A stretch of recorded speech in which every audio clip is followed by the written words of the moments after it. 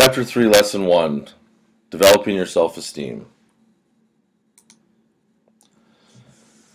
Alright, so when we start off this unit, we're talking about self-esteem.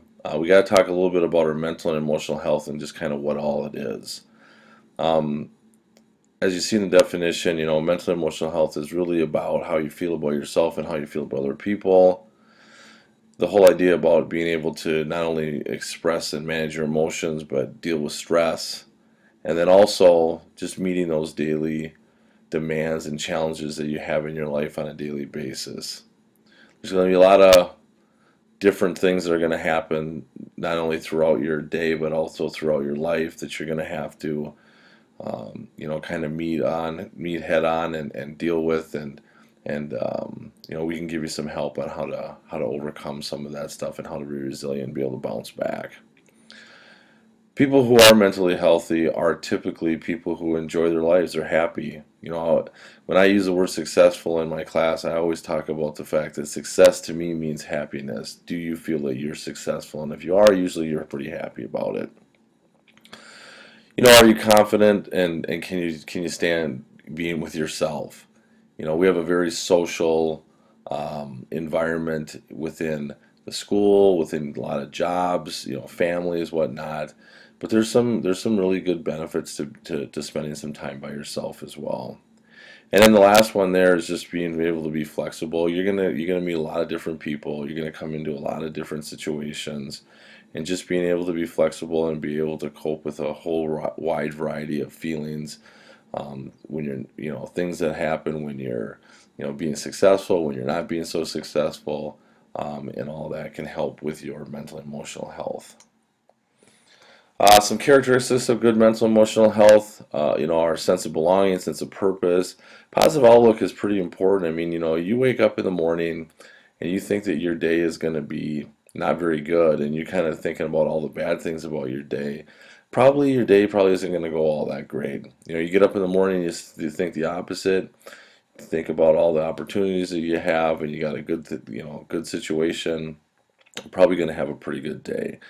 And then the last one down there is, self-sufficiency is important, and then healthy self-esteem is what we're kind of this lecture is going to be mostly about, and that's just being able to feel good about yourself and be able to overcome those difficulties and celebrate those successes. The concept of resiliency down at the bottom there, having the ability to adapt effectively and recover from disappointment, difficulty, and crisis, is really just, in short, it's just the ability to bounce back. And the video that you're going to see next is going to give you 5 ways to be resilient. In Reclaim Your Career this week, we're going to look at bouncing back from a significant setback. Maybe you didn't get that promotion, or maybe you just didn't get that job, or maybe you lost your job. Well, the ability to do just that, bounce back, can be extremely valuable at home and at work. So how do we do this? How do we become more resilient? Here to tell us, Valerie Burton, life coach and author of What's Really Holding You Back. This is good because there are so many ways in which you can measure setbacks. And sometimes you want to spend some time just kind of wallowing in that disappointment. But you say, come on, get up and move on. At some point you have to. You know what, I think, especially in the last couple of years, people have experienced all sorts of setbacks. But we all experience setbacks at some point. And it's all about, how are you going to be a little bit more resilient? And I think the first thing it starts with is being able to be authentic. I think really authentic people are able to accept that life doesn't always go perfectly. And failing doesn't mean you're a failure. I think that's really huge. It really is about how you think. Okay, and then you say you need to be a flexible thinker. Yes. In what way?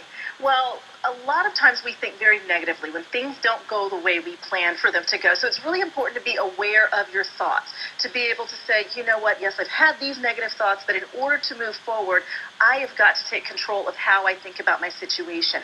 Are there little changes that I can make? So the most resilient people will say, you know what, this didn't work, what will? And they will kind of make course corrections as they go.